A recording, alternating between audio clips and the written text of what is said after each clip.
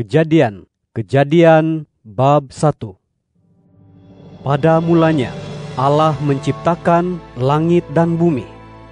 Bumi tidak berbentuk dan kosong. Kegelapan menyelubungi permukaan samudera, dan roh Allah melayang-layang di atas permukaan air. Berfirmanlah Allah, "Jadilah cahaya." Lalu terus ada cahaya. Allah melihat cahaya itu baik. Lalu Dia memisahkan cahaya itu daripada kegelapan. Allah menamai cahaya itu siang, dan kegelapan itu dinamainya malam. Maka turut jadilah petang dan juga pagi. Itulah satu hari dan yang pertama. Berfirmanlah Allah, "Jadilah cakrawala di tengah-tengah segala air itu untuk memisahkan air daripada air." Maka Allah menjadikan cakrawala, lantas memisahkan air yang ada di bawah cakrawala daripada air yang ada di atasnya. Maka terjadilah sedemikian itu. Lalu Allah menamai cakrawala itu langit. Malam muncul lagi dan disusuli pagi. Dan itulah hari yang kedua. Berfirmanlah Allah, "Mengalir dan berkumpullah ke semua air yang di bawah langit di satu tempat, sehingga kelihatan tanah yang kering." Maka terjadilah sedemikian itu. Lalu Allah menamai bahagian yang kering itu darat, dan kumpulan air itu dinamainya laut. Allah melihat semua itu baik. Berfirmanlah Allah, "Hendaklah tanah menumbuhkan pelbagai tunas muda, tumbuh-tumbuhan yang berbiji, segala jenis pokok buah-buahan yang menghasilkan buah yang berbiji, supaya jenisnya membiak dan terus bertumbuh di bumi." Maka terjadilah sedemikian itu. Maka tanah pun menumbuhkan pelbagai tunas muda, segala jenis tumbuh-tumbuhan yang berbiji, dan segala jenis pokok buah-buahan yang menghasilkan buah yang berbiji. Dan Allah melihat semua itu baik. Malam muncul lagi dan disusuli pagi, dan itulah hari yang ketiga. Berfirmanlah Allah, "Jadilah penerang-penerang mengisi cakrawala untuk memisahkan siang daripada malam, dan jadilah tanda-tanda yang menunjukkan pelbagai musim dan hari serta tahun. Dan jadilah penerang-penerang di cakrawala demi menerangi bumi." Maka terjadilah sedemikian itu. Maka Allah menjadikan dua penerang besar, dengan penerang lebih besar menguasai siang, dan yang lebih kecil menguasai malam. Allah juga menjadikan bintang-bintang. Allah menempatkan kesemua itu di cakrawala untuk menerangi bumi, dan untuk menguasai siang dan malam, dan juga untuk memisahkan cahaya daripada kegelapan. Dan Allah melihat bahwa semua itu baik. Malam muncul lagi dan disusuli pagi, dan itulah hari yang keempat.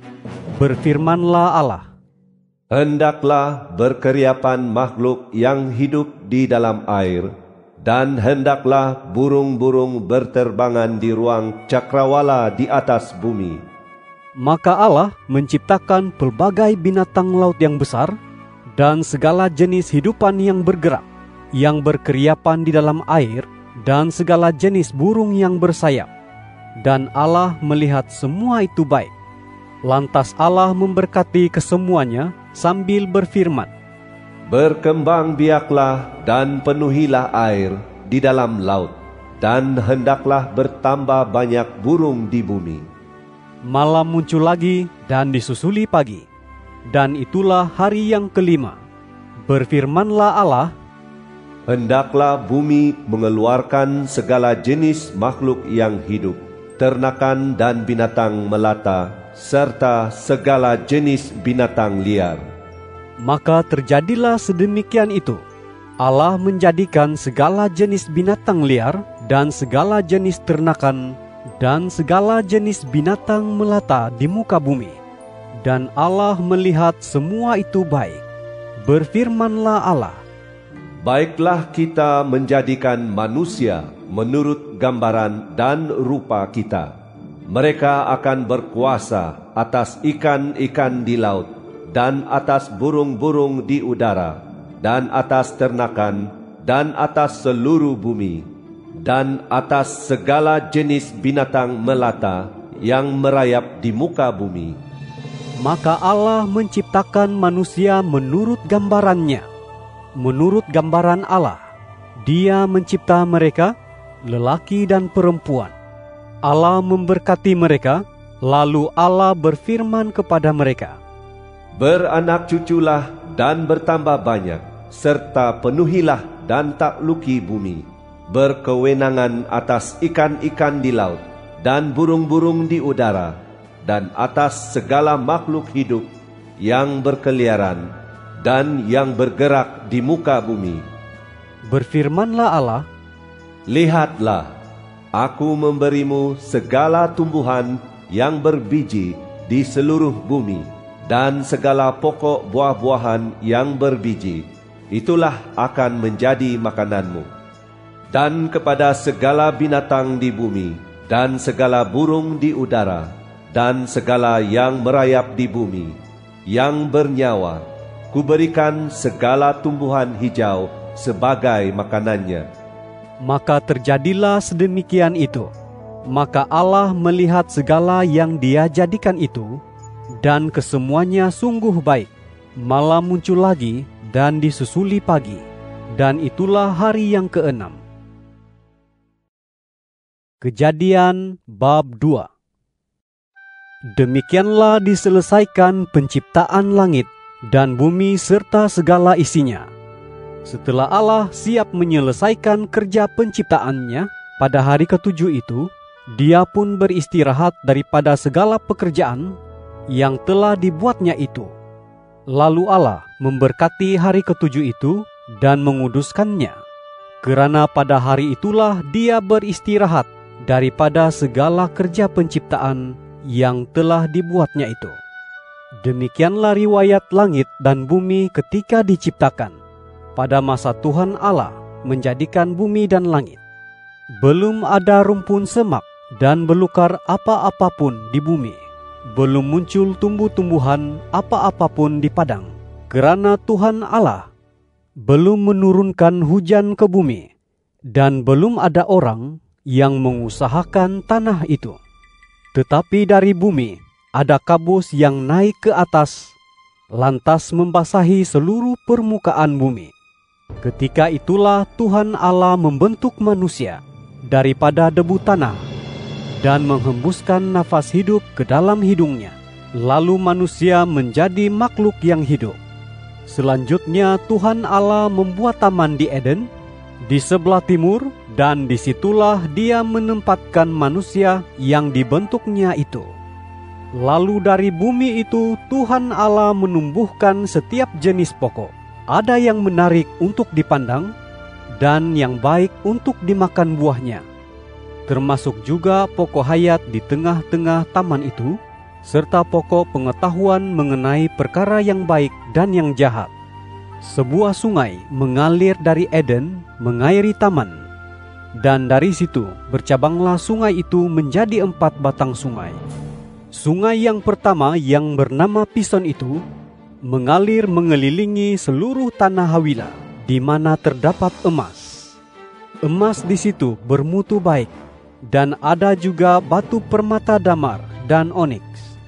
Sungai yang kedua yang bernama Gihon mengalir mengelilingi seluruh tanah Kush. Sungai ketiga yang bernama Tigris pula mengalir di sebelah timur Asyur. Sungai yang keempat ialah Efrat. Tuhan Allah mengambil manusia itu dan menempatkannya di dalam Taman Eden untuk mengerjakan serta memelihara taman itu. Lalu Tuhan Allah memberikan perintah kepada manusia itu. Firman-Nya, Engkau bebas memakan daripada kesemua pokok di dalam taman ini, tetapi jangan engkau makan daripada pokok pengetahuan tentang perkara yang baik dan yang jahat, kerana pada hari engkau memakannya, engkau pasti mati. Maka Tuhan Allah pun berfirman, Tidak baik manusia itu bersendirian. Aku akan menjadikan seorang penolong yang sepadan baginya. Lalu daripada tanah, Tuhan Allah membentuk segala binatang di padang dan segala burung di udara, dan membawa semua mergastua itu kepada manusia untuk melihat bagaimana manusia itu menamai setiapnya. Apapun nama yang diberikan manusia itu kepada setiap mergastua dan unggas, itulah yang menjadi namanya. Maka manusia itu menamakan segala ternakan, burung-burung di udara, dan segala haiwan di padang. Namun begitu, bagi dirinya sendiri, manusia itu tiada seorang pun penolong yang sepadan baginya. Maka Tuhan Allah membuat manusia itu tertidur dengan lena, dan sewaktu itulah dia mengambil sebatang tulang rusuknya, lalu menutup ruang lama tulang itu dengan daging. Daripada tulang rusuk yang diambilnya daripada manusia itu, Tuhan Allah membentuk seorang perempuan, lalu membawanya kepada manusia itu. Berkatalah manusia itu, "Ini dia, tulang daripada tulangku dan daging daripada dagingku. Dia akan dipanggil perempuan, kerana dia diambil daripada lelaki." Itulah maka seorang lelaki meninggalkan ibu bapanya dan bersatu dengan istrinya, lalu mereka berdua menjadi satu.